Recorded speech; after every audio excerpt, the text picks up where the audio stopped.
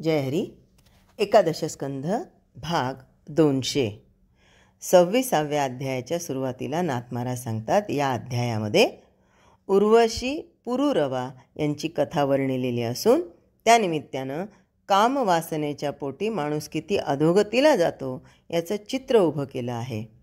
नाथांसारख्या प्रापंचिक संतांना कामवासना वावडी नव्हती हे उघड दिसतं, परंतु तिच्यावरचं बंधन ढिलं पडून ती हाताबाहेर गेली म्हणजे चांगल्या आणि पराक्रमी माणसातील गुणसमुच्चय धुळीला मिळतो आणि तो आत्मज्ञान प्राप्त होण्यास संपूर्ण नालायक ठरतो, असं संत बजावून सांगतात. कामवासनेच्या रूपानं प्रगट होणारी जीवनशक्ती काळजीपूर्वक आवरून साधक साधन करेल तर तो लवकर आत्मज्ञानी होईल, यात शंका नाही. परंतु तिच्या तडाख्यात सापडून दीन झालेल्या माणसांना बाहेर पडण्याचा काही मार्ग आहे का नाही, हा इथला खरा प्रश्न आहे. त्याचं उत्तर नाथांनी 2 प्रकारे दिलं आहे. अनिर्बंध कामवासना भोगून अखेर मनाचं समाधान होत नाही हे लक्षात आल्यावर खरा अनुताप झाला तर त्यानंच मनुष्याला खरी विरक्ती प्राप्त होते आणि तो तरुण जातो, हे पाहिलं, हे उत्तर पहिलं.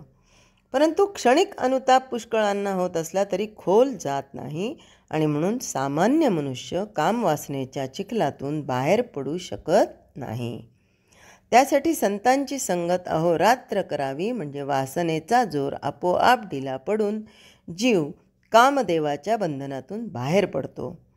सत्संगात भगवंताच्या नामाची गोडी उत्पन्न होते आणि नामानं चित्त सहज विरक्त बनतं, हे दुसरं उत्तर. या 26व्या अध्यायातही नाथ महाराज आधी सद्गुरूंना वंदन करतात. म्हणतात, सत्संगती आणि सद्गुरूंची संगती दोन्ही एकच आहेत. इतकंच नव्हे तर सद्गुरूच्या सहवासातच साधकाची आध्यात्मिक वाढ होते आणि दृश्याची आसक्ती सुटून भगवंताच्या नामाची गोडी लागते. नाथ महाराज म्हणतात, ओंकार स्वरूप सद्गुरू जगाला मोहून टाकतो. स्त्री सौंदर्यातील मोहकपणाचं मूळ त्यांच्यात असतं. जगावर मायेचा जो मोह पडतो तो ज्ञानस्वरूप सद्गुरू निवारण करतो. देवाची माया आपल्या सौंदर्यानं वेड्यांना भुरळ पाडते, ती सद्गुरूच्या कृपेनं नाश पावते. वैराग्यापाशीच ब्रह्मज्ञान राहतं, म्हणून खरं वैराग्य हीच सद्गुरूची कृपा होय. जीव ब्रह्मस्वरूप आहे असा अनुभव आला म्हणजे दृश्य मिथ्या होतं आणि स्त्री पुरुष भेद लोपतो. सद्गुरू म्हणजे साधकांची खरी ममता होय, माता होय. साधक उपासना करू लागला म्हणजे त्याला कामवासना त्रास देते, त्यावेळी मनापासून नामस्मरण करावं.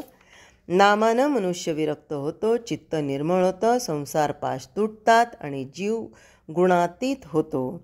असा विश्वास जिथे नामावर असतो तिथे भगवान प्रसन्न आहेत असं समजावं. नामानं खरा पश्चाताप होतो. खऱ्या अनुतापासारखा मित्र जगात कुणीच नाही. अनुतापाशिवाय प्रायश्चित्य म्हणजे केवळ थट्टा होय. अनुतापानं मोठमोठे दोष नाहीसे होतात आणि पातकं भस्म होतात. अनुताप हाती आला की तो क्षणार्धात विरक्त करून सोडतो. या एकादश स्कंदामध्ये ऐलगीत यावरही नाथ महाराजांनी भाष्य केलेलं आहे. त्यामध्ये ते सांगतात, ऐल म्हणजे इलेपासून बुधाला झालेला मुलगा. हाच प्रसिद्ध पुरुरवा नावाचा चक्रवर्ती राजा होय. हा अत्यंत सात्विक आणि धार्मिक प्रवृत्तीचा होता. स्वर्गातील अप्सरा उर्वशी हिच्या नादी लागून तो वेडा झाला. शापाप्रमाणे ती त्याला सोडून चालली तेव्हा तो अतिशय शोकाकुल झाला. त्याला काहीच सुचेना. पुढे यज्ञ करून तो स्वर्गात गेला आणि तिथे उर्वशीशी विलास करता करता त्याला पश्चातापानं विरक्ती उत्पन्न झाली. त्यावेळच्या त्याच्या उद्गारांना ऐलगीत असं म्हणतात. कामवासना कशाही प्रकारे कितीही तृप्त केली तरी अखेर जीवाची सुख लालसा शांत होत नाही, म्हणून साधकानं तिला ताब्यात ठेवूनच वागलं पाहिजे असं राजा सांगतो. ब्रह्मज्ञान करून घ्यावं हे नरदेहाचं मुख्य कर्तव्य आहे. पवित्र मानवी शरीर हाती लागून भागवत धर्माला अनुसरून भक्ती केली तर प्रथम चित्तवृत्ती निर्मळ होते, मग जीव तोच ब्रह्म असा निश्चय होतो. या ज्ञानानं ब्रह्मस्फूर्ती मनात ठसली की साधक परमानंदात लीन होतो. देहात असूनही मग त्याला विषयाची मुळीच आठवण राहत नाही. ही सिद्धावस्था होय. 5 ज्ञानेंद्रिय, 5 कर्मेंद्रिय, 5 विषय आणि मन मिळून 16 कलांचा वासनात्मक लिंगदेह जीवाला खेळून बसतो. तोच देहाभिमान वाढवून अनेक सुखदुःख भोगवतो. परंतु गुरुपदेश होऊन जीव मुक्त झाला म्हणजे त्याचा लिंगदेह जळून जातो. पूर्व प्रारब्धाच्या शेषवृत्तीनं ज्ञानी आपल्या देहामध्ये वागतो. देहस्थितीनं वागत असताही त्याला देहाभिमान असत नाही.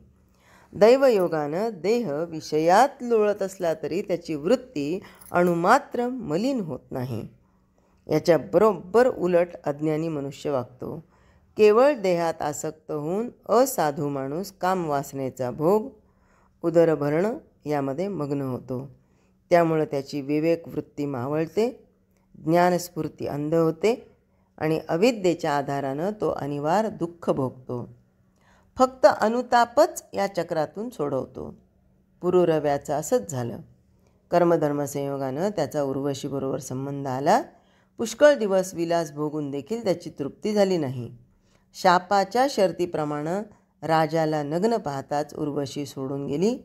एवढा शूर आणि पराक्रमी राजा, पण तो देखील तिच्या पायी लाचार बनला.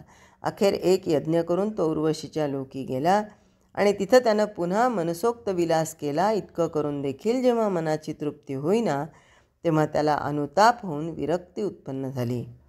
त्यावेळी त्याच्या मनात विचार आले की ब्रह्मज्ञान करून घेणं हे खरं देहाचं कार्य असता माणूस त्याचा दुरुपयोग करतो.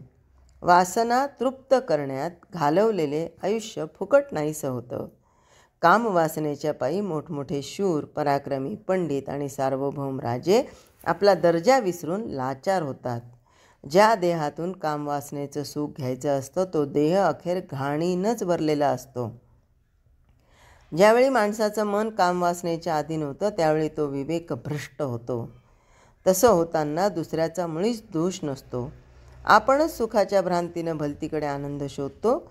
अशा वेळी प्रत्यक्ष कामभोगाशिवाय त्या कामवासनेचं चिंतनच अधिक बाधक होतं. म्हणून प्रत्यक्ष विषयभोगापेक्षा विषयी माणसाची संगत अधिक घातक असते. वृत्तीचा क्षोभ झाला म्हणजे वासना अनावर बनते. मग माणूस एकांतात असला तरी तो सकाम होतो. अशा वेळी साधकानं वाटेल ते झालं तरी बाह्य इंद्रिय वृत्ती बळकट आवरून धराव्या. कर्मेंद्रियांना दृढ वैराग्य राखून आवरून ठेवलं तर मनातील काम कितीही क्षुब्ध झाला तरी तो आपल्या आपणच शांत होतो. कामवासनेची परीक्षा करू नये. मोठमोठे ज्ञानीपुरुष तिच्या संगतीनं भ्रष्ट झालेले आढळतात. सामान्य माणसाला अनुताप झाला तर तो कामवासनेवर सहज विजय मिळवतो.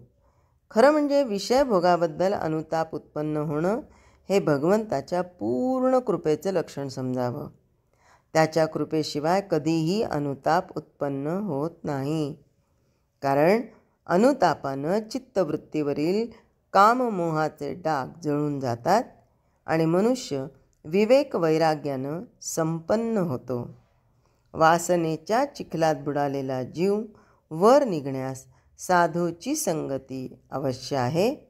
देहबुद्धीचा संबंध असलेला संग तो सगळा दुस्संग, तर आत्मबुद्धीचा संबंध असलेला तो सगळा सत्संग होय.